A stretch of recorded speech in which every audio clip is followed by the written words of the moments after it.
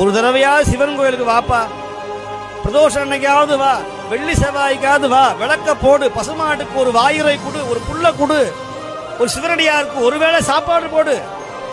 இந்த மாதிரி தானம் பண்ணாங்கன்னா ஒருபடி அரிசி கொடு, ஒரு பருப்பு கொடு, நெய்ய கொடு. அத்தனை பேருக்கும் சித்தரே வந்து சாப்பிட்டுருப்பார். நான் மீண்டும் சொல்றேன், இன்னைக்கு போட்ட அன்னதானத்துல சித்தரே வந்து சாப்பிட்டுருக்கிறார். நீங்க கொடுத்த கத்திரிக்காவும், நீங்க கொடுத்த மாங்காவும் பரங்கிக்காவும் அவர் சாப்பிட்டார்னா உங்க உடம்புல இருக்கிற வியாதி வராது, கேன்சர் வராது, கிட்னி ஃபெயிலியர் வராது, ஹார்ட் அட்டாக் வராது, ஸ்டெண்ட் வைக்கக்கூடிய நிலைமை வராது, சுகர் வராது, பிபி வராது, தலையில கட்டி வராது, குடும்பத்துக்கு எந்த விதமான துன்பமும் வர. சத்தியமா சொல்றேன், நான் மீண்டும் சொல்றேன், சிவாலயத்தில் செய்கிற புண்ணியம் 1000 மடங்கா வரும் அப்படின்னு நான் சொல்லல. சிவ தர்மோத்திரம்ங்கிற ஒரு வேத நூல் சொல்லுகிறது. சிவன் கோயில் தொண்டு செய்கிறார். சிவன் கோயிலை ஏதாவது கொடுங்கள். ஒரு சிவனடியாருக்கு ஒருவேளை சாப்பாடு போடு, ஒரு சிவனடியாருக்கு மாசம் ஒரு நாள்.